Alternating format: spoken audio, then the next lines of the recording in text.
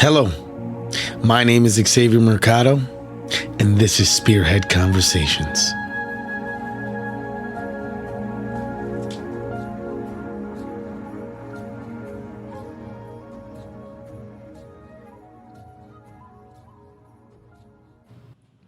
Hello, my name is Xavier Mercado, and this is Spearhead Conversations.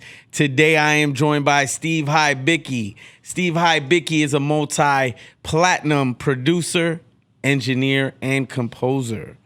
He's had several hits. I can guarantee you'd know word by word. But I am blessed to have him here. So without further ado, how are you doing, Steve? Good. How are you doing, sir? I'm doing good. I'm just trucking along. Just kidding. Trucking along. Just trucking along. Ah, man. Right. What you been up to? Not a whole lot, man. Just been on my content creator stuff, much like you, trying to figure out how to. This video stuff is like a whole different world. So I'm like trying to figure out how to work all the software. Turns out I'm probably going to have to get a new computer, even though my trusty Mac here is great for doing music for whatever reason. Yeah. Apparently it's really old when it comes to video stuff. So For sure. yeah, it's a whole different world. I'm just trying to do like video tutorials and stuff and trying to learn this stuff as I go along. That's basically what I've been doing this week here. Oh, God. Since we talked last. Yeah, man. Tutorials. You gonna be out here schooling the game, huh? Yeah. I tried downloading that software to my phone. And then you told me it was like, no, you need to do it on the computer. And then my phone gave me a warning like, yeah, this is a lot. You need a computer. See, now, I mean, I didn't even realize the depth of how powerful that program is, but, they're editing like full scale, like Marvel movies on that shit. And so I had downloaded it at that point, but I had never tried it on my computer. It won't run on my computer.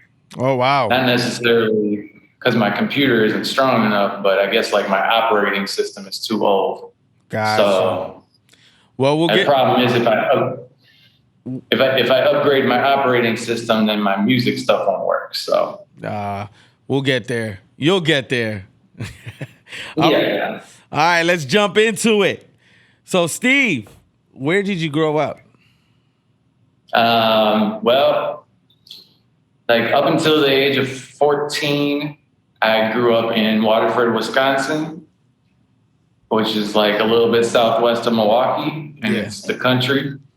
And I lived on like a horse farm, basically, like really, really in the country. Like I grew up in like basically a log cabin, like as in like one of the log cabins that the Pilgrims built. Oh, the Lincoln when they came logs? here. Yeah, like 400 or 500 years ago. Like I grew up in that type of place. Holy cow. And the crazy thing is this house, I always hated this house. I mean, it should have been turned into a museum a long time ago. Like people shouldn't have been living there. Yeah. But, and I always felt like something bad was going to happen there. And it did. It ended up burning down, and the person that was inside of it got killed and trapped inside of it. And, so that's the house I grew up in. Wow. Yeah, man. It's really sad. It was like an old lady living there by herself, and she got stuck inside it while it was burning down. And Dang. It's crazy, man. You got codes. You better follow them codes. Yeah, man. Man, I could only imagine. Like, I think about that, and now I'm thinking about like when I was young, kindergarten. They have the Lincoln logs, and you'd be able to build homes and just build little things out of it. You come a long way. So through that, what was your childhood like? Living in Waterford was like I mean, the only thing that was like wrong was like, I mean, we were just like really poor, you know, like we we're like really poor. And like, it's one thing to grow up in like be poor and grow up in a neighborhood where everybody's poor around you. Yeah. Like at least you have somebody to, you know, like sympathize with you. Like, hey, we're all going through this together. But like, I was by far the poorest person within like 5 miles. You know what I'm saying? So like, cow. Man. In that respect, like it was difficult because, you know, like we didn't have heat during the winter sometimes. I mean, you got to owe Wisconsin gas a lot of money for them to cut your gas off in the winter. You know what I'm saying? That's crazy. Isn't that like against the law? Like, holy cow. Yeah, I mean, I think like maybe right around, you know, well, this is, you know, you got to think. Well, this is way back. Ago. This is way back. So they got away with doing stuff like that. But I could only imagine because, you know, growing up in Wisconsin like you know, the winters are brutal, man. I mean, I did one of my first interviews was with Brown's Crew, and Carito Paz, that's one of the musicians. He was talking about how Milwaukee's gritty, but the winters are, as his uncle put it, like machetes hitting your face. So it's just to give a picture to people of how cold it gets here during the winter. I say Wisconsin is still unmatched than any other state out there, you know. But yeah, it's brutal for sure. I mean, like I remember, like I would have sleepovers when I was a kid, and like I remember this one time I had a sleepover, and like the electricity was working, but the heat was off. And so we're like in my room playing video games on this TV that only had 2 colors. Preach. So we're like getting headaches and shit from watching this TV that only playing video games on this TV that only has 2 colors, and the heat's not working. So we're just in there like we can see our breath. We're wearing our jackets and shit. Like, that's the kind of stuff that I had to go through when I was a kid, like wearing hand-me-downs from my dad when I was in 6th grade and shit like that. So that stuff, those are not good memories for me, of course. But I mean, of course, like Waterford itself was like a nice place for kids to grow up. Like, you know, there was a bunch of kids in my neighborhood the same age. We all lived kind of like far apart. There was a petting zoo like across the street from me, and they gave me a job when I was a kid. So, you know, like I like was a tour guide when I was like 14, like showing people like, hey, this is a monkey. Wow, this is a capuchin monkey. There you go. And like, this is a bear, you know, I'd be like feeding the animals and stuff like that. So, I mean, that stuff was good, but being at a disadvantage for anybody when you're that age is like tough because you can't really do anything about it. So I guess that's more what I meant. Yeah. I guess, you know, even with that, you gotta find, you know, you have to find a type of, you know, comfort in the situation. I mean, if you can't change it, you just gotta, you know, push along. So yeah, because I grew up in low income as well.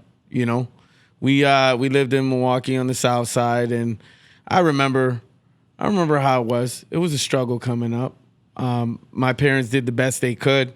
My mom, especially. But you moved to Oak Creek. At what age did you move from Waterford?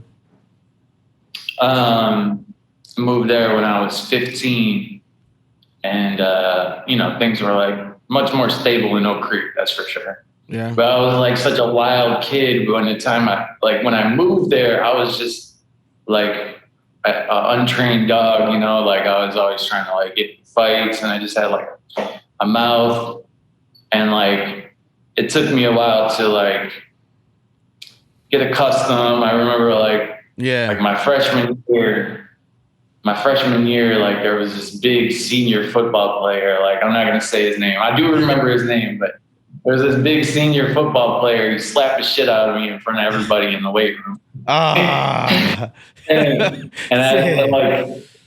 I just had to like, I think at that point I was like, okay, I'm happy that he did. You know what I'm saying? Like, this isn't one of those things where I'm like mad at him about it. Like, it was like, that was kind of a reality check. The ego check. Yeah, that was the ego check I needed at that time. So, like, in a way, I'm actually slick thankful to this guy for doing it. You know, I mean, he could have really fucked me up if he wanted to. Oh, for but he sure. just gave me a little slap, like, hey, you're tripping, kid. You know what I'm saying? Like, yeah. And for me, that was kind of like, just that whole experience was kind of like a turning point. And like, I went from being like a loud, like disrespectful kid to like, I was really quiet for the rest of high school. Like, I was just like, all right, I just got to keep my head low. And you know what I'm saying? Like, sure. I was focused on after high school, basically. Yeah. I remember a situation like that with me.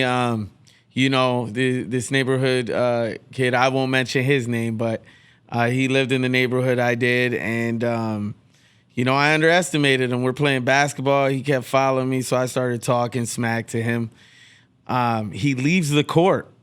He gets so mad he leaves the court. When he comes back, finally, after just talking so much smack to him, he finally had it.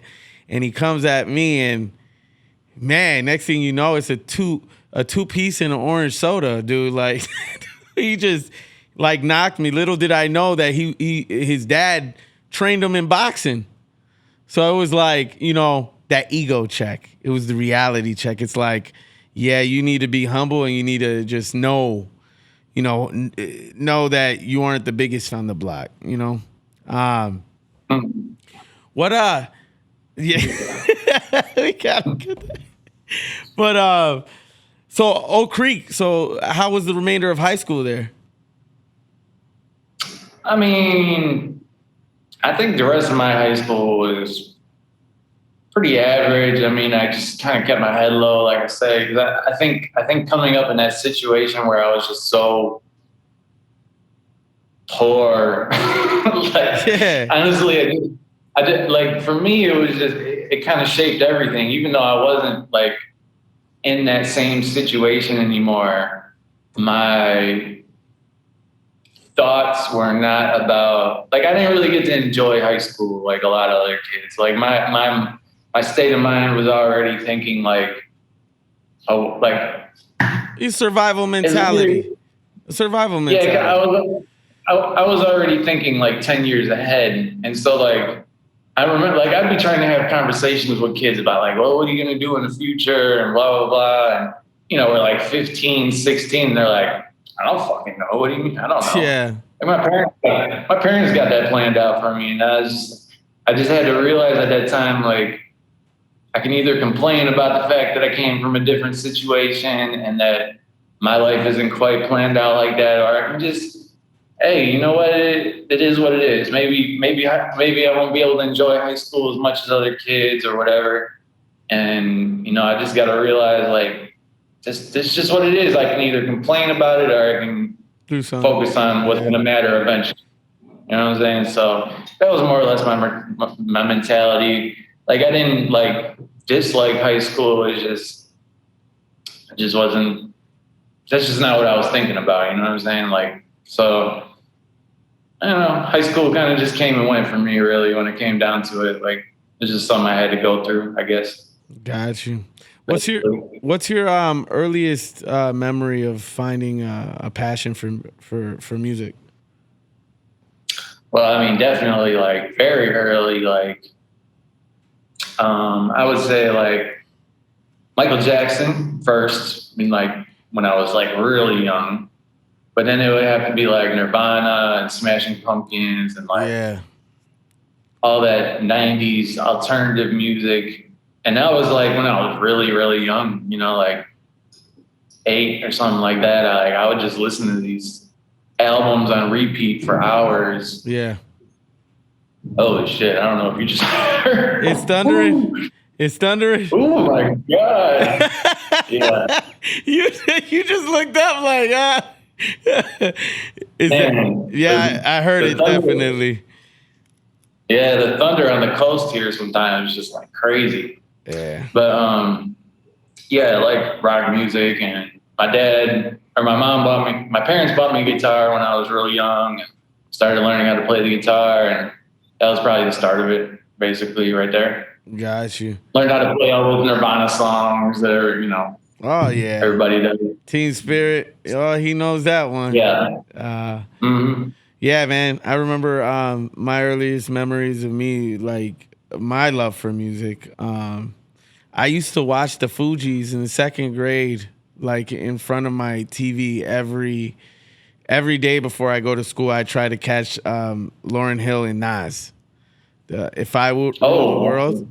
Yeah, I used to be in front of my TV waiting for that song, that video to come on every day before school. It's like, yeah. On MTV or the box? The box. The box, bro. Channel 7, bro. Yeah. Oh my God. And the TV I'd watch it on, we had the little tuner on the side, like, so the little it is a little tuner you like twist, and that's how you would get your channels. But always before in the second grade, dude, it's it's funny you bring up the box. Yeah, man. Good. I remember the box. Good memories. Good memories. So you already mentioned Michael Jackson as being an influence, Nirvana and them. When did you start getting into a phase where you started playing with your music, as far as like producing and just getting technical with it? Well, really, I wanted to be in a band. Like, originally, my goal, I wanted to be in a rock band. And like, even back in high school, like, there was this guy, rest in peace, really, really good dude, Chris Perot, that I went to school with. And I always thought he was really talented, and I wanted to work with him. But he kind of had his own thing going on already.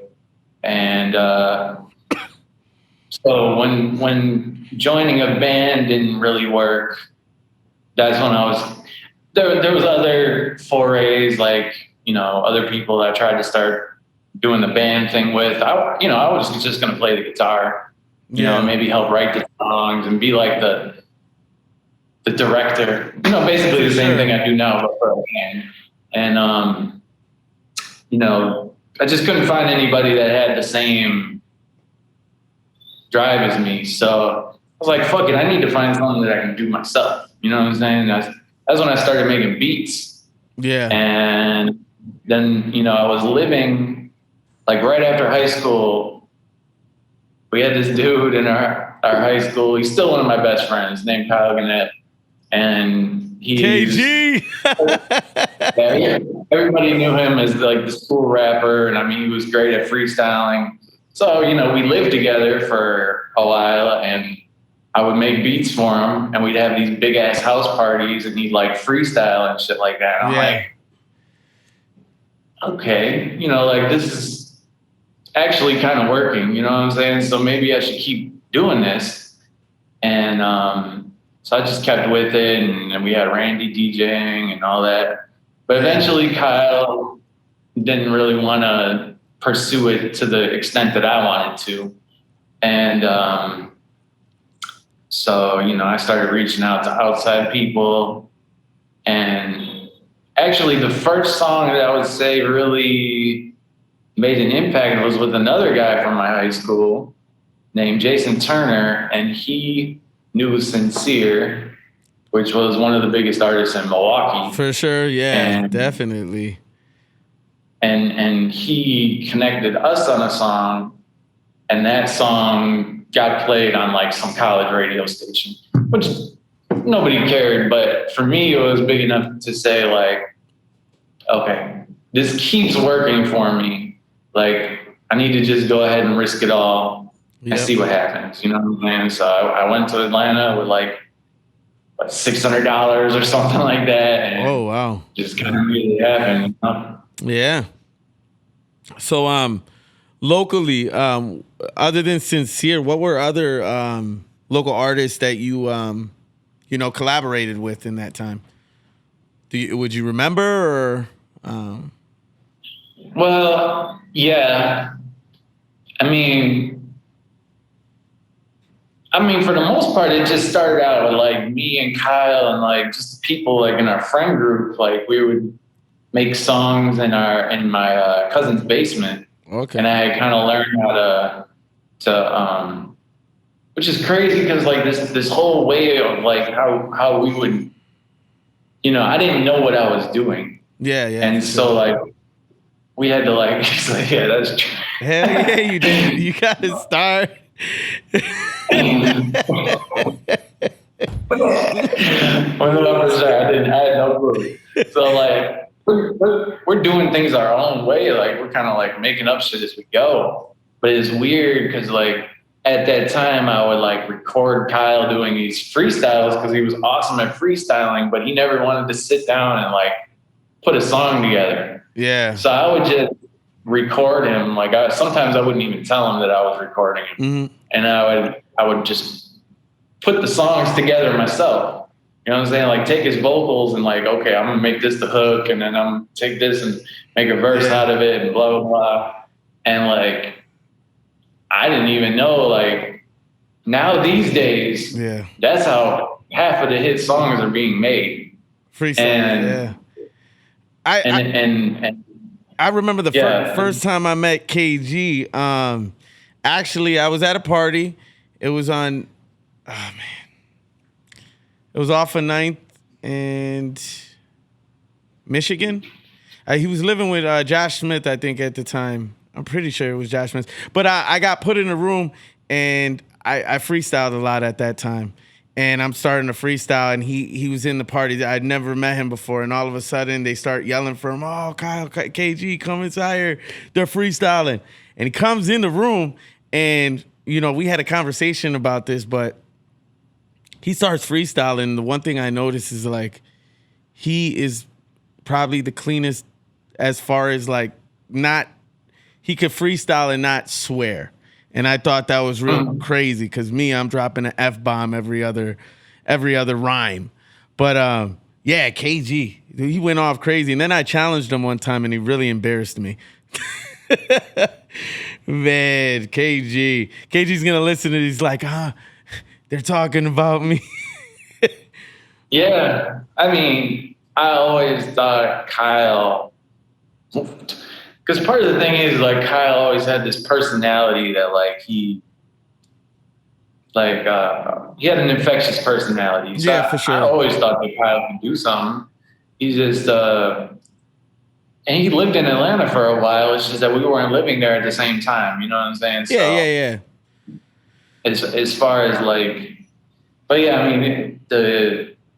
he was great at freestyling. When we had those parties, he never lost. There was never one single time when he lost a freestyle. Yeah. It just wasn't happening. But when did you realize producing was it? So it was in the basement with KG at your cousin's, and was it there that you realized I'm gonna go ahead and I'm gonna produce tracks? Well, now, okay. So now, as far as like producing in a sense of, or like making beats, like most of the hit songs that I was a part of, like I wasn't the person. There's two forms of the word producing. Okay. When you talk about like the big names in music production these days, like the Mike Will Made It and the Mustards and like the Dr. Luke's and all this type of stuff, usually they're not actually sitting there making beats all day. Yeah. So, like when you start off, maybe you're making beats and then sometimes you give it straight to the artist, and that works how it works. Sometimes it works, sometimes it doesn't. But as far as like the top level of producer, they're usually not making the beats. Yeah. They are taking the beats from people that are close to them. Say, for example, like these days, I got like a bunch of kids that I more or less taught how to make beats. and they can kind of imitate my style and put their twist on it, they're going to send me what they make. Yeah. And I'm going to say, okay, I could turn this into something or whatever. You know what I'm saying? So yeah, for sure. 90% of the time, I'm not the person actually making the beat anymore. Like, and I really never even had that phase of my career where I was that person. Mm-hmm. It kind of went from where I was making all the beats in Milwaukee, of course, for like YTC and Sincere, all that type of stuff. Then when I moved to Atlanta, there was a little bit of period of time where I was making the beats, but I never had a hit song like that. Nothing that even went. Trying to think if I had one that maybe regionally, like I had some songs that maybe popped out of Atlanta and did okay, like on that level where I made the beat all by myself and just gave it to the artist. But the biggest songs came when I was part of Ear Drummers, and Mike Will was like the lead producer. And then we have, in that group, we have, when it started, there was 5 Ear Drummers. I was one of the Ear Drummers. So mainly my job was more to be in the studio with the artist and like, I'd be like the person that's sitting behind the big board in the studio and I'm like, do it again, do it again, do it again. Yeah. Okay, that's good. I'm going to take this piece and put it with this piece. Okay, now we need to do this part like this. All right, sing it higher, sing it lower. Yeah, like directing them. So, yeah, more or less. But Mike was the lead in that situation, and like, I mean, Mike was probably the biggest producer of the last 10 years. You know what I'm saying? Oh, for sure. I was more or less, for sure. Yeah. And yeah, I was more or less just like his helper, I guess you would say. You know, or whatever. I don't know. My situation changed a lot, but yeah. Yeah. You moved back in 2010 to Atlanta. What caused that move? Well, just more or less like, I was going to school I never thought like the music thing would actually work. So I was going to school for finance, but then in 2008, like the stock market crashed and all that shit. And like my career options in finance just weren't there, like it just wasn't going to happen. There's too much competition. I wasn't doing good enough in school to where I was going to be able to beat these kids that went to Yale and these 45-year-olds who were out of work and we're all competing for the same jobs and shit. Yeah. So, it just wasn't going to happen. So I was just like, fuck it. Like, I didn't have anything to lose. So I just went and tried it and, got an internship. The first thing was working at Tyler Perry's. I was just about to bring that up. You worked on set as an extra. How was that experience? And through that experience, what opportunities came from that experience? Well, I wouldn't say any opportunities materialized from that experience, but they had offered me opportunities. Yeah. But the experience on set was cool. There's nice people there. It's a lot more boring than you would think working on a set. I think that's like half of it is like half of what makes doing acting or TV or anything like that is the long days of trying to keep yourself motivated. Ready. Yeah, ready and motivated. Yeah. And pretty much you're there for like 12 hours a day just in case they need you. Wow. And more than likely you're only going to be on screen actually be on set for maybe a half an hour. And this is even with the people who are starring on the show. They might be there for 12 hours a day and actually only be on set for 2-3 hours of them, And So yeah, that's basically what it was. Just waiting, eating a lot. They gave you free food. And, when they call you, you just got to do your best to do what they're asking you to do. Sometimes they give you conflicting information. They got like 2 or 3 directors on set, and one director's like, okay, go do this, go walk over there, and then sit at the bar and talk to this person, blah, blah, blah. Mm-hmm. And then another director comes right as you're about to walk on stage. They're like, go out there and do something completely different. And then they're like, action. And you're like, yeah. Okay. What the fuck? So I had a couple experiences like that. Like I remember one episode, who Bill Bellamy is? Man. Hell yeah, dude. That's 90s right there. So I had a conflicting experience like that where the directors told me to do two completely separate things. And I listened to the second director, the one that told me what to do right before I went on stage. I listened to him, even though I knew I probably shouldn't have. But I was like, oh, maybe he learned something that I didn't know. You know what I'm saying? So I listened to him, and basically he had me go. The point on the stage where he told me to go was right in front of Bill Bellamy. It's in front of him, to where the camera couldn't see him. So I'm doing that scene, and I'm like Bill Bellamy is right, if the camera's like this, yeah. I go and sit down, and I'm right in front of Bill Bellamy and the character that's supposed to be the main thing or whatever. And I'm there fuck, this feels wrong, but okay, this is what he told me to do, And then I see off camera the other director is get over here. Get over here now. Fuck, man, you know what I'm saying? But it's just shit like that you just gotta roll with, It's yeah. What can I do? What am I supposed to do? Rat on the guy? No, it wasn't me. He told me to do it.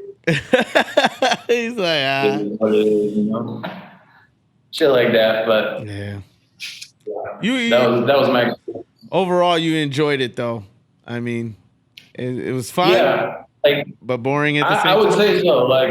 I had a good relationship with the director. He always director was super cool to me. He would let me come into his office and stuff like that. He didn't even let the stars of the show go in there. Yeah, that's dope. But yeah, eventually they offered me more of a featured role where I would have been talking or whatever. But it was right at the point where I had started doing sessions for Atlantic Records, and it was basically I could go and start with the acting thing, or I could stay where I was and down the music path. And I chose music. But who knows what would have happened if I would have went down the other path? Maybe I would have been on movies or something. I don't know. You're self-taught. You basically taught yourself how to make the music or the beats that you've made. Who were some mentors of yours after leaving Meet the Browns? One of the people that had the biggest influence on me would probably have been 2 people. I'm gonna say 2 people, even though we weren't in the studio on the regular. There's 2 people that I would say pushed me in the right direction a lot, and that was Seth Perkins, another person who unfortunately passed away. Sorry to hear that. Yeah, he was the person who got me my first internship, at a big studio, and he was Future's engineer. And he had a bunch of hits too. Mm-hmm. And he was a big influence on me. Not necessarily in teaching me what to do, but just as far as navigating the business. And KY Engineering, who was at that time Lil Wayne's engineer, and then he went on to work with 2 Chainz, Waka Flocka, and now he's basically an A&R. He's the one who found Jack Harlow. Oh, wow. So, holy. Yeah, so KY is popping up. for sure. He's a big dog now. But yeah, he was always pushing me in the right direction too. And as far as like the actual learning process, Yeah. there was a guy named Scott that used to work at Hot Beats, and he was Nicki Minaj's engineer like early on in the game. And he taught me a lot of stuff about the actual technical stuff. Yeah. Unfortunately, technically speaking, he was an incredible engineer, but he wasn't good at navigating the business. Okay. So he ended up not going very far, unfortunately. Yeah. But that's the thing. I mean, like, talent doesn't necessarily equal success in the music business at all. You know, it's really more about work ethic and your ability to navigate the politics and all that other stuff that probably matters much more than actual talent. I would have to say. You were given the name The Sauce. How did you acquire that nickname? Well, it was probably like in like right around 2012. Okay, so let me explain this. So you can get a halfway decent steak, right? Mm-hmm. And if you got a good enough sauce, it'll turn it into a great steak, right? Okay. I'm loving the analogy. I'm loving the analogy. Yeah. Yeah. Or, you know, like a taco that's like, okay, but if you got the right sauce for it, that shit might be the bomb. You know what I'm saying? Fire. Now, if you got a great steak and you have a great sauce at the same time. Yeah. Holy shit. Damn. You know what I'm saying? So, but, you know, basically at the beginning of my music career, I was working with steaks that weren't so great. Songs that were just average, you know what I'm saying? Yeah. But like I was able to do things to them, you know, that would make them like entertaining, you know, like maybe like, man, you put the sauce on that motherfucker, like you got the sauce, bro. Yeah. I could bring you a goddamn hamburger and you'll turn it into a steak. Like what the hell? You know what I'm saying? So slap that shit on it. Yeah, basically. So, but I mean, once I started getting steaks that were actually decent, you know, once these record labels started giving me good steaks, like, there we go. I just need a decent steak. I'm gonna make it a home, you know. I got I'm you. making one. I got you. You interned at Hot Beats, so you worked with Mike Will. Mike Will made it. No, well, because like you addressed earlier, because I get it. It's like he's the head guy, and then he has a team of engineers. Is that how you explained it earlier? I was basically the only person. I mean, technically speaking, I'm officially a songwriter, like as far as like my contract goes. But I mean, I was the engineer, producer. But then we had other producers. I was pretty much the only person who was really engineering. Yeah. There was other beat makers, signed to your drummers, though. No, for sure. People that like all they do all day is make beats. Because I'm not really that great at making beats, to be honest. Mm-hmm. You know what I'm saying? Like I'm really good at making a song, but I'm not great at making beats. But no, at the time of Hot Beats, like when I was interning at Hot Beats, Mike Will was nobody. Yeah. I met him one day. He came into the studio, and at first I didn't like him because like he comes over to the board and he like turns the volume up on his beat. He's trying to play beats for a client of mine. Yeah. He wants the client to get on his beats, and he comes over to the board and just cranks it, and I hear the speakers are like. I'm like, bro, what are you doing? He's like, don't turn down the beat, man. He turns it back up. I'm like, man, you gonna pay for these speakers if they blow? He's like, no. So like at first I didn't really like them, you know what I'm saying? But then I was listening to the beats and I'm like, there's something there. Like this guy's got something. He just hasn't figured it out all the way yet. Like his beats like had a very particular rhythm and sound. They just weren't polished yet. Like sonically, they didn't sound good. Like they sounded not good. And I was like, okay, this guy's on to something. And I was talking to him like, so, you know, you do any pop stuff? And he's like, nah, I can't do the pop stuff, man. And like, this trap shit's easy to me. I'm like, man, trap shit's so hard for me, but like pop stuff is easy. And we're like right there, like I'm like, oh, okay. I think even though we have conflicting personalities, like maybe maybe we should do something. You know what I'm saying? So he would come and like try to like sneak into the studio more or less, and I would let him come in because I'd be like, you know, I see something with this guy. Like he's rough around the edges, but okay, let me sneak him in here, let him try to sell some beats, make some money, whatever. You know what I'm saying? And sure enough, give it about a year, and he gets his little team together where they like really polish the sound, and he starts, I mean, hitting them over the head, like just with those early hits in Atlanta, like I don't even know if people would know, like it was like the drill scene, like are you talking like the early days of like Miley Cyrus jumped on one? How early are you talking? No, I'm talking. See, that's probably like 2013. Okay. I'm talking about 2010. Like, oh wow, way before anything. Like Mike pulling up to the studio in a broke down Bonneville type of thing. Okay, you know what I'm saying?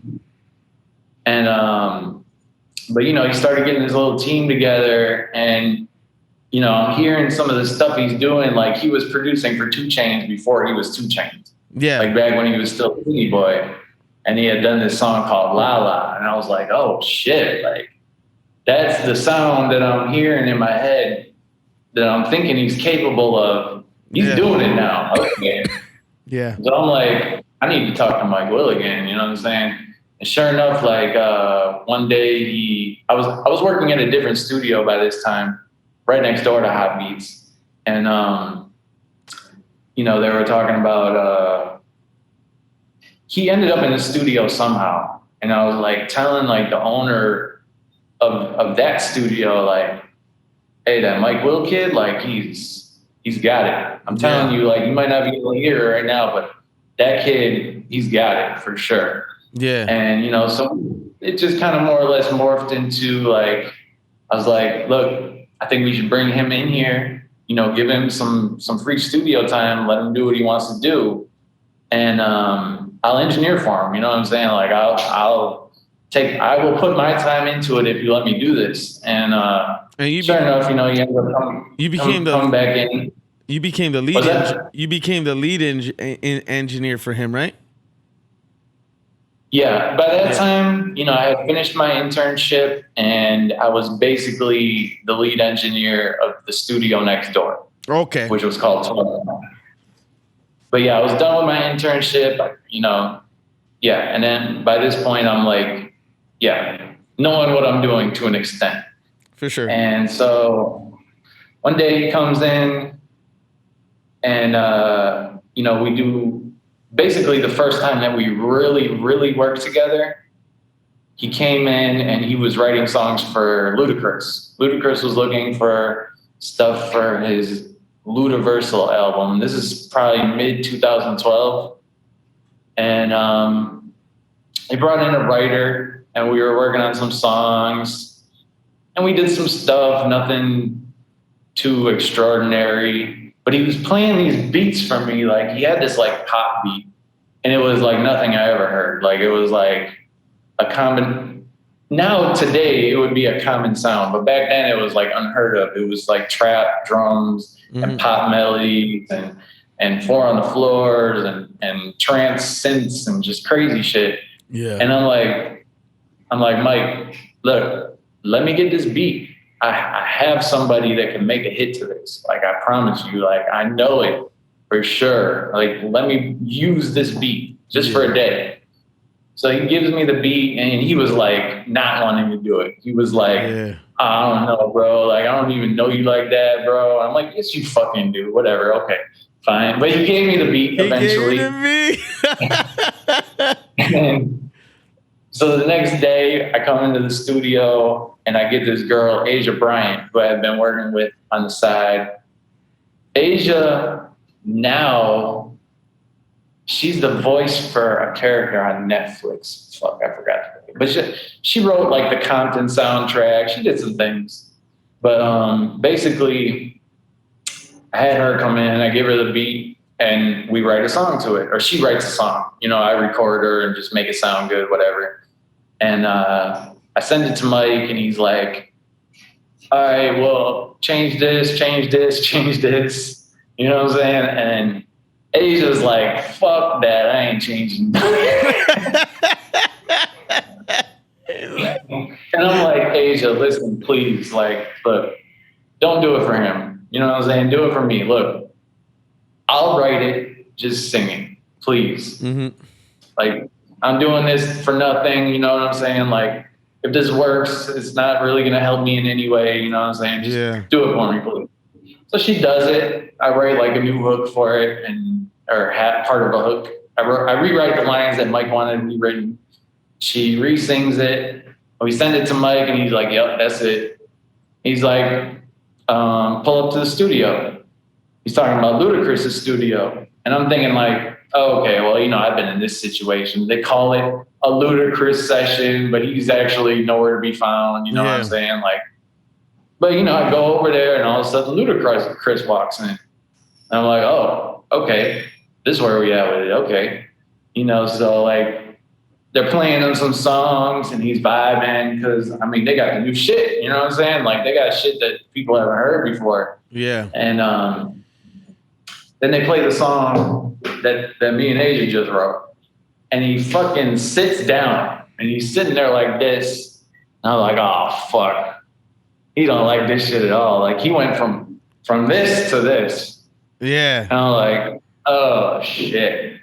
Then they stop the song, and he's like, that's a motherfucking smash, man. Like, I hear Rihanna on that motherfucker. Like, that shit's crazy. I'm like, oh damn. Yeah, here we go. You know what I'm saying? So that was, and then I went and got this tattoo right here. I don't know if you can see it. It's a little blur, but is it? It's like a pen. Okay, yeah. I see it. Yeah. Got you. Okay. You got it. That was the seal once Luda said that, huh? Yeah. I mean, I was like, oh, I made it. But yeah, I went and got this tattoo and everything. But yeah, that was basically like the first time that me and Mike like really worked together was that. That song, eventually, Ludacris did end up doing his part on it. He rapped on it. But Rihanna never did her part. But 2 years later, we played it for Miley, and it made it on her album. Oh, wow. What song? It's called Hands in the Air. Hands in the Air. By Miley Cyrus and Ludacris. Oh, wow. And, but I mean, yeah, it took about 2.5 years for that song to come out, you know? Oh, wow. But, that was the start of me and Mike. So through that, you know, now going forward, what artists have you worked with? Man, it'd probably be easier to say which ones I haven't worked with, honestly. I haven't worked with Ariana Grande. Okay. I haven't worked with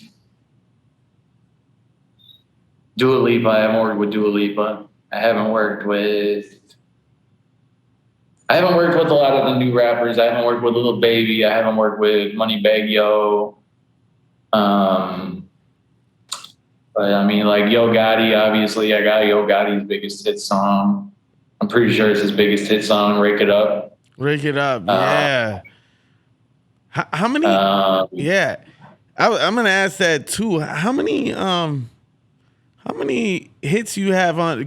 I just want you to kind of be in your element right now and throw out a couple hits. for everyone, just so they have a kind of understanding like of the impact you had on the music scene? Well, the biggest ones are going to be probably the Ray Shrimmer songs is going to be like Black Beatles. Yep. Black Beatles is, I think, probably one of the top 20 biggest songs of the last decade. I did me and my family, we did a rendition of the Freeze. And then you go around with the camera for the Black Beatles song. That trend that went around. Mannequin Town. Yeah. Mannequin Town. Yeah, there you go. Man. Mm-hmm. But no, keep on. Yeah. So Black Beatles, Break It Up was definitely up there too. I got the biggest hit song come out of Wisconsin in a very long time, and that would be Fall with Eminem. But the guy singing the hook, his name is Bon Iver, and he's from Wisconsin. Okay. So I think that would constitute the biggest hit song to come out of Wisconsin, maybe ever. How was that experience? Where like to produce something on Eminem's Kamikaze album? Man, it's crazy because that was like one of the biggest things in my career, but like one of the things that I worked probably the least hardest for. Like, but you still get to say you were a part of that song, dude. Like, yeah, no, I mean, I did my part. I'm not saying that. It's just that like it was. I mean, I guess I had already done so much work up until that point. It was the work up until that point that got me into the room. But I mean, it was basically like they called me and they're like, "Can you go to Detroit tomorrow?" And like work with Eminem. And I'm like, "For how long?" They're like, "Well, just go up there for a day or two if you want." I'm like, "Where's the catch?" You know what I'm saying? Like, but that was it. I just had to go up there. I flew up to Detroit. Eminem had a SUV come pick us up and went to his studio, which was, I don't even know where, almost in Canada. I know we crossed into Canada at one point on the way to Eminem's studio. Like my phone said like, "Welcome to Canada." I'm like, Canada? Where the fuck? But yeah, they took us out to Eminem's studio and, like that was, I mean, it was crazy. Like, it's crazy. Like I went in there and their first thing to do, like they're going to play me the songs. I can't remember if Eminem was actually in the room at this point. I don't think he was. So they play me Greatest. And Greatest is a pretty dope song. Mm-hmm. But it was kind of something we've heard before. But then they played me Fall, the one with Bon Iver, and I couldn't even talk. Like I was just like, what the fuck? Like, couldn't even believe what I just heard. Like I was just like, I've never heard anything like that before. Like it was so new for Eminem to be like flowing the way he was, and like that was like the beginning of like that calm voice. He started using that calm voice in Fall, and that's how you hear Eminem now, like in all of his songs moving forward. But like I was just like, and so they stopped the song and they're like, "What do you think?" And I'm like, I can't think. Like I can't even process what I just heard because it's just. I mean, I grew up listening to Eminem and having heard him a certain way for so many years, and then to walk in there and hear this beat that, I mean, I've heard the beat before, obviously. I was there when they put together I wasn't there when they recorded Bon Iver's part, but obviously I was in the room helping Mike put it together after the fact. And it was just like, whoa, what the hell? Like, I was just like... Yeah. That's like can you play it again? Like, that's all I could say was just like, can you play it again? Like, I could only imagine.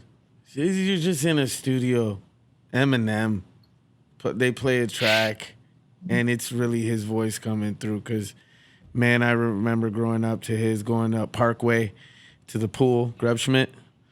out in South Milwaukee, and his song "I Am Whatever You Say I Am." You know, like that's crazy. That's crazy. You got man.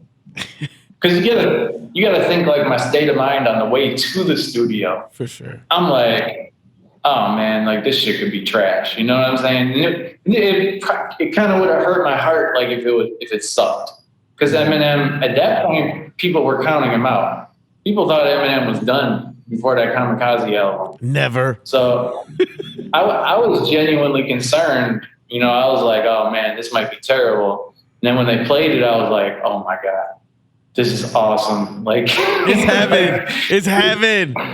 It's heaven. Yeah, like this is actually happening. Like, I mean, I was so happy to hear that he had figured out a new way of doing it, and he like adapted instead of just like disappearing into obscurity. But yeah, so they played me the song, and then and they're like, well, you think you can do anything to it, more or less? And I'm like, I got some ideas. Yeah, let me get on that board over there. You know what I'm saying? So, yeah. I mean, the song was pretty much done at that point. They just wanted me to put the steroids, put the sauce on it. You know what I'm saying? Put the sauce on the steak. Yeah. I just get. And this was another one of those moments too, kind of like the ludicrous thing, like because somewhere in the middle of me working on the song, I didn't realize Eminem had walked in, and I think that's when he actually got to the studio. I don't remember seeing him before that. But anyway, so I'm mixing the song, and all of a sudden I turn around, and there's Eminem. I'm like, oh, shit, okay. I guess I'll just keep working, you know, like say hi and keep working. I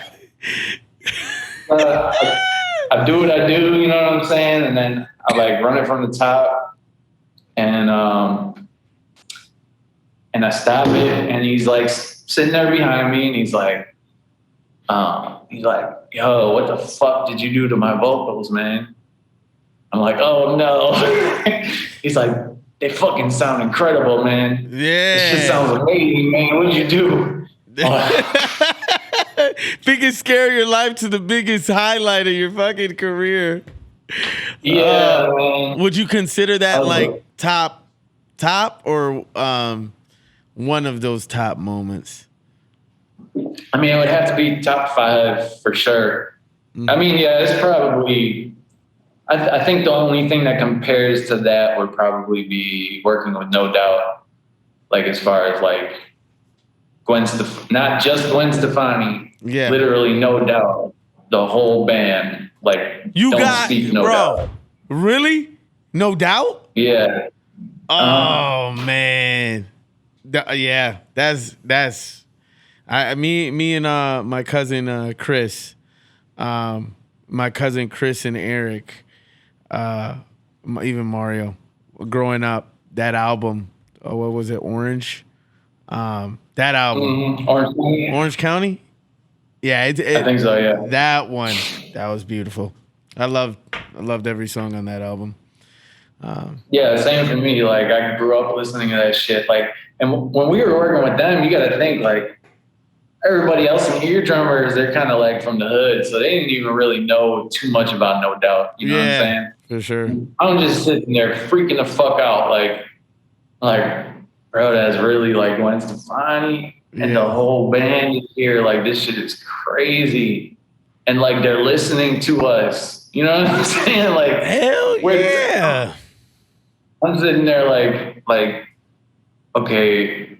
I remember talking to the bass player, and he's like, "How's this sound?" And I'm like, "Hey, you know what? You should try it. Like, you should try finger picking it. You know what I'm saying? Like, you know, just like as opposed to using a regular pick. You know what I'm saying? I'm like, try finger picking it. You know what I'm saying?"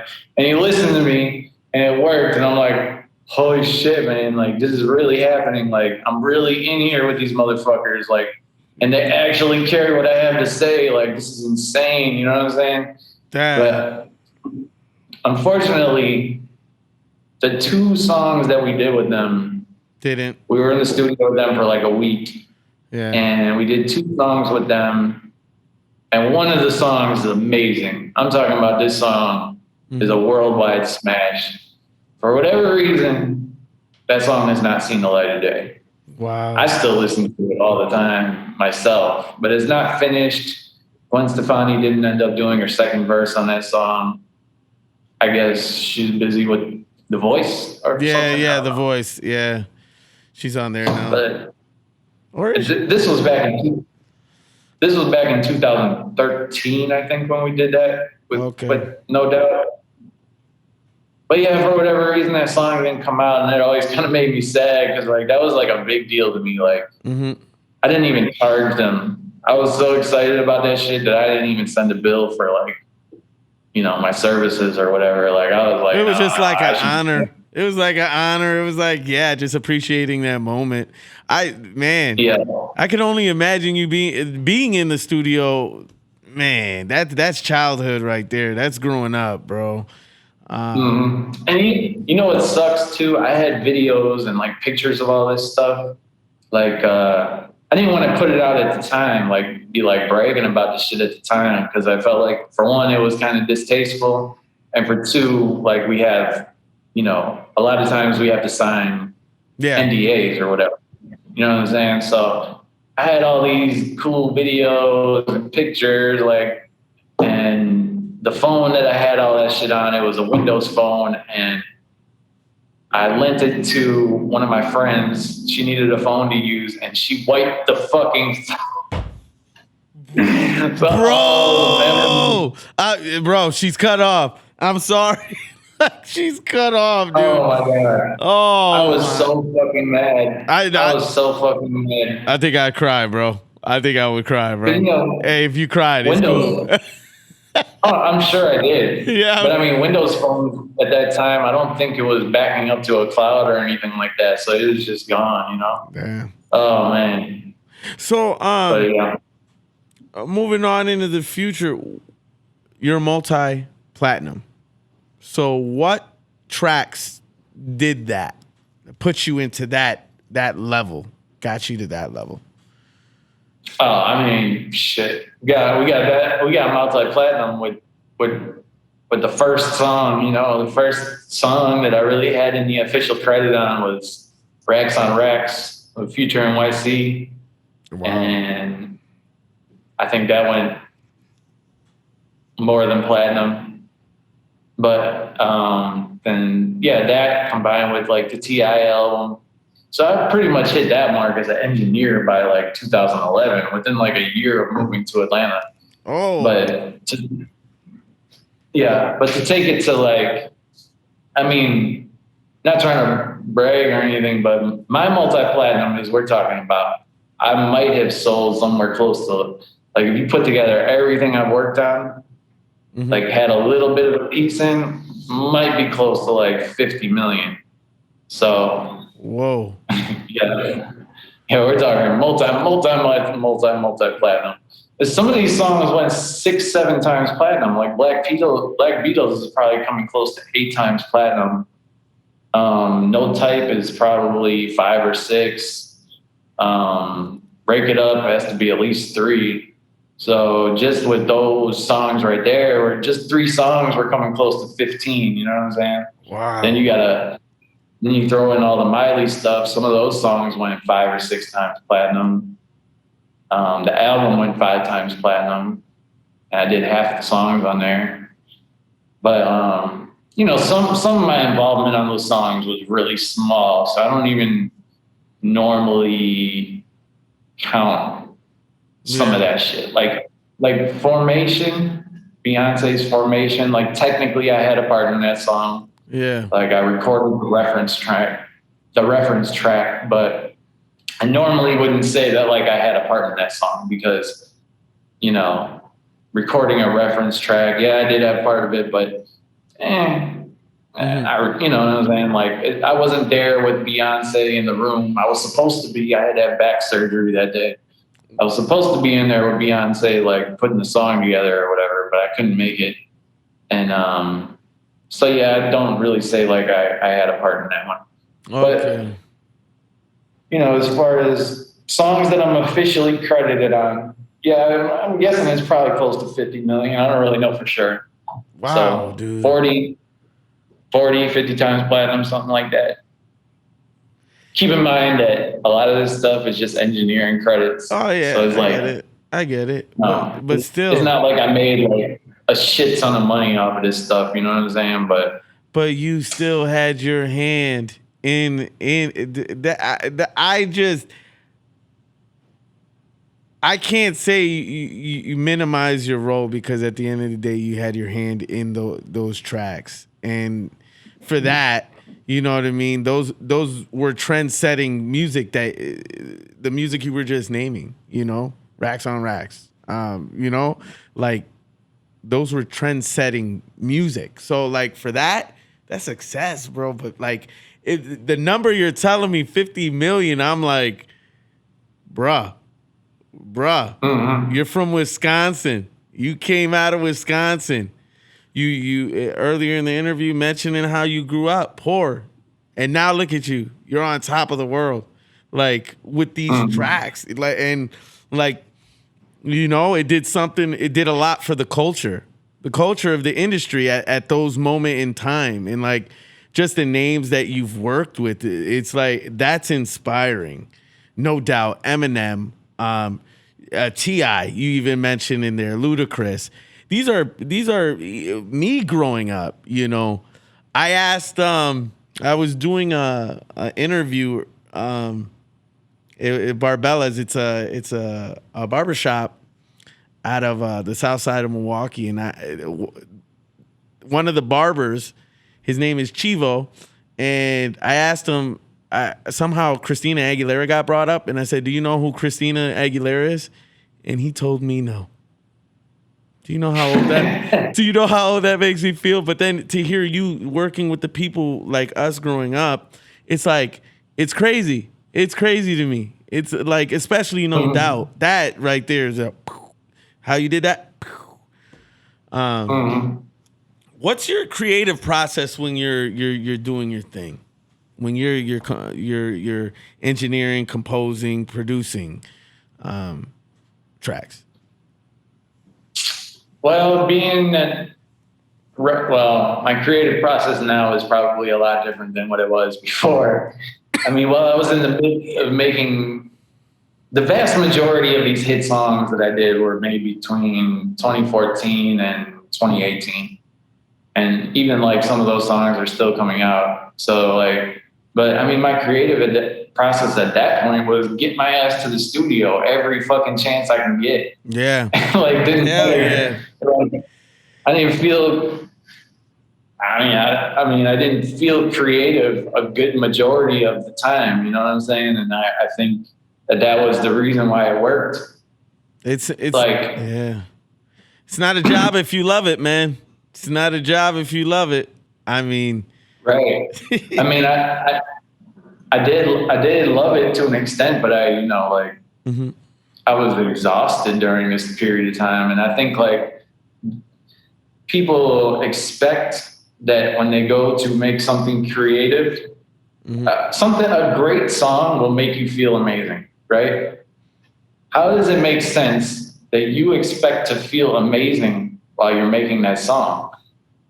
No, like more than likely, if you're making something amazing, you won't realize it until after you did it. You probably didn't feel good while you were making it.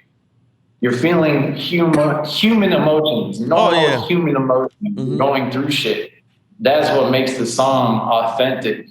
You know what I'm saying? Like, yeah. So, I mean, I remember like when I was working on Black Beatles, like that's the biggest song. And I was so stressed when I was working on that song, and like the final part of that song, Randy actually had to finish it. My former Randy, I was at my grandma's funeral. You know what I'm saying? Like, and I'm trying to like do, we probably did like 30 some different versions of that song, and I was just like, fuck. Like I was like, man, I'm trying to like balance doing this song with like being around my family. I didn't want to look like I was arrogant. You know what I'm saying? Because I keep dipping off to work on this song. Like it's like, fuck. It's my grandma's, not funeral, but my grandma's memorial. We went to like a baseball game and stuff, and I'm trying to like balance these two things, and I just fucking lost it, honestly. And I ended up sending the files to Randy, and he finished that song. But I mean, yeah, I think like pretty much almost every hit song, there was like a point where I felt like giving up, I think. Yeah. Like, I remember being pretty stressed out when I was making Rake It Up too. I was in the studio with Yo Gotti for like a week straight, and I was trying to like balance like being in the studio with him, and like Mike wasn't there. You know what I'm saying? So I'm like, Mike's in LA, and he's like telling me like, yo, I want it to be like this and this and this and this. But then I'm walking into the studio with Yo Gotti, and he's more or less telling me the complete opposite. So I'm just like, and then you got Nicki Minaj. She's in like France or some shit like that. And she's like, well, I want my verse like this. Don't touch my verse. Don't do anything to my verse. So it's like, all right, how am I going to put all three of these visions and my sauce on this song and make it come out and feel natural? Yeah, you know what I'm saying? Like, for sure. So shit like that. Like, but yeah, I'm just saying that because, the podcast is about Milwaukee. Oh, for sure. Is the thing.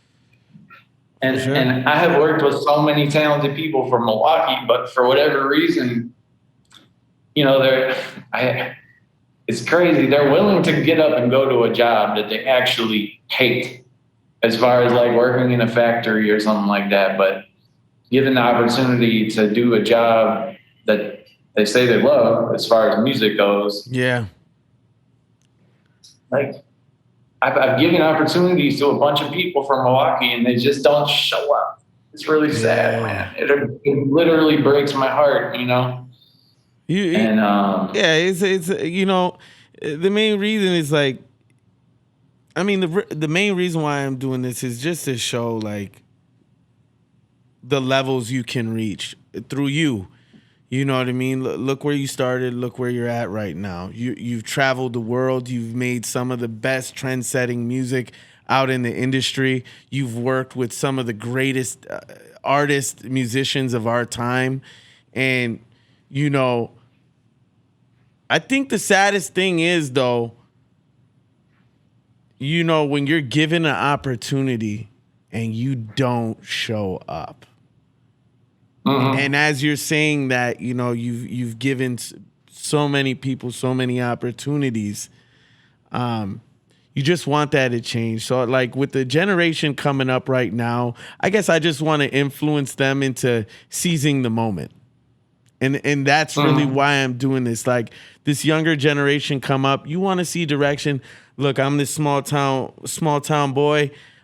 I had a vision about, just talking to names out of where the same areas of where I grew up, and just feel inspired by these people, through talking to you, talking to Kyle Olson, talking to, Roel Sanchez, a realtor out of the south side of Milwaukee.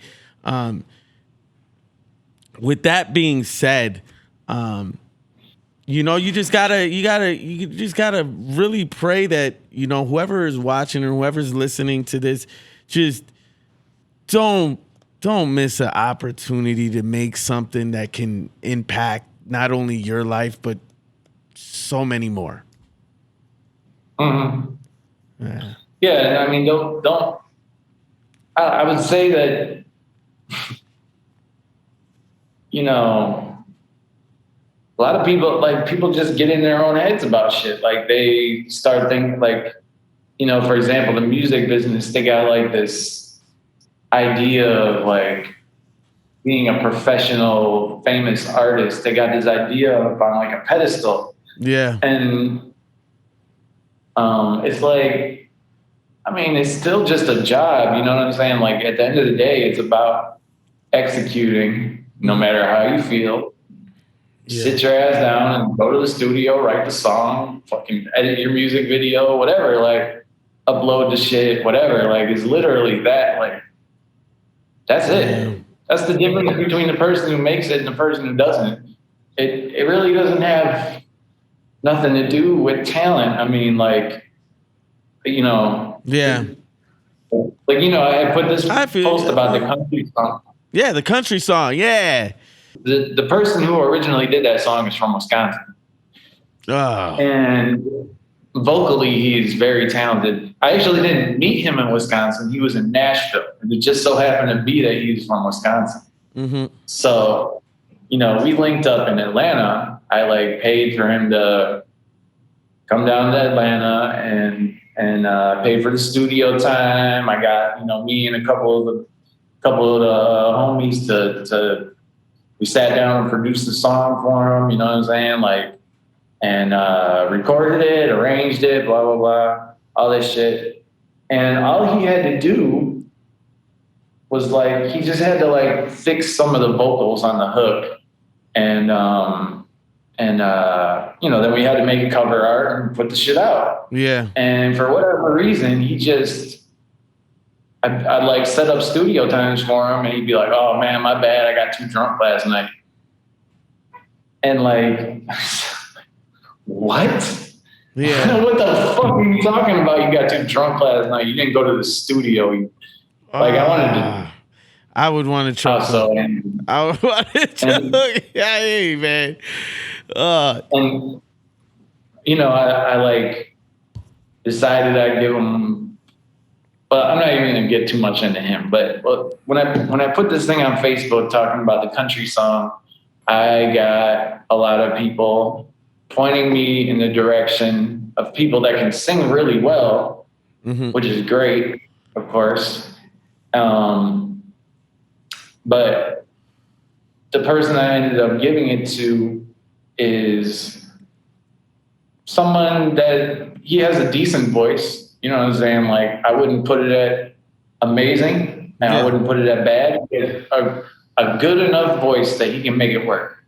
You know what I'm saying? Like, I like to give this example of like R. Kelly.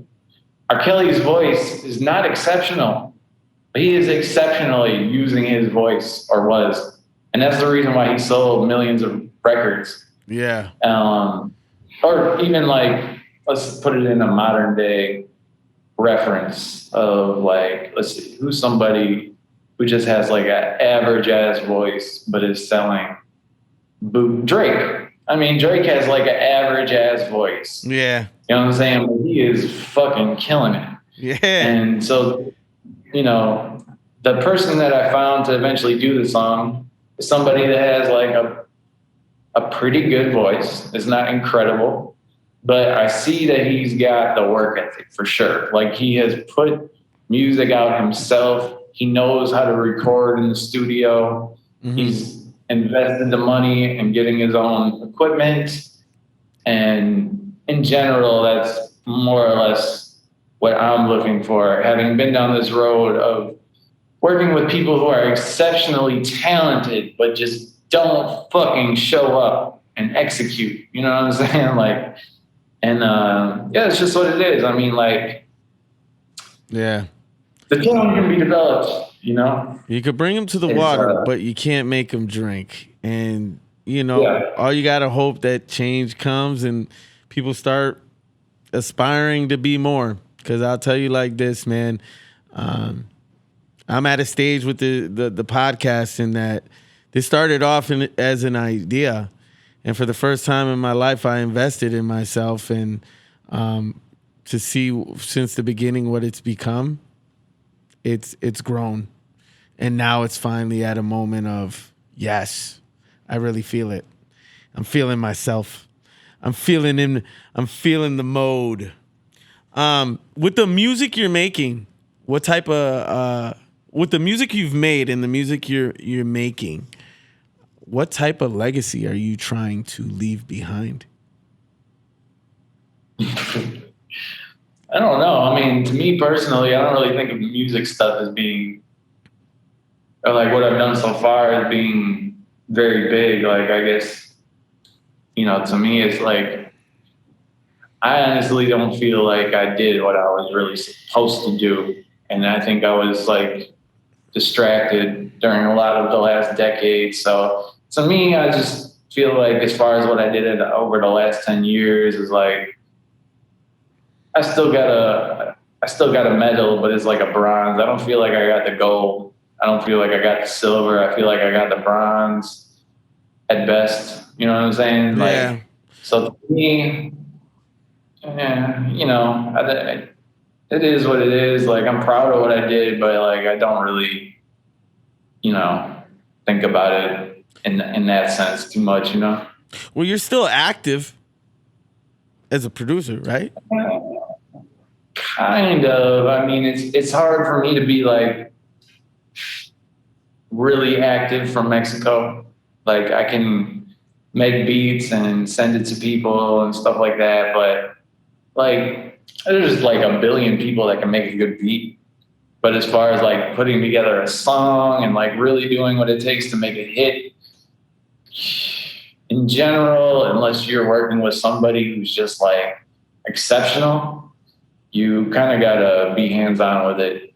Yeah. And for me to do that right now is like almost impossible. So I would say, as of right now, I don't see myself making any more hit records like anytime soon. I don't know if I ever will again, but I'm still active. You know what I'm saying? Like, I'm mixing songs for like local artists and you know, just trying to make an affordable way for like people to have like the high quality mixing and mastering and co-production and stuff like that. Yeah. Like, without having like a major label budget. Yeah. Because that's what I can do right now, you know? What advice would you give anyone aspiring to set out and do what you did with your career? It's tough. I mean, you got to leave your ego on the floor. That's for sure. That's the biggest thing. You got to leave your ego. You got to check your ego at the door.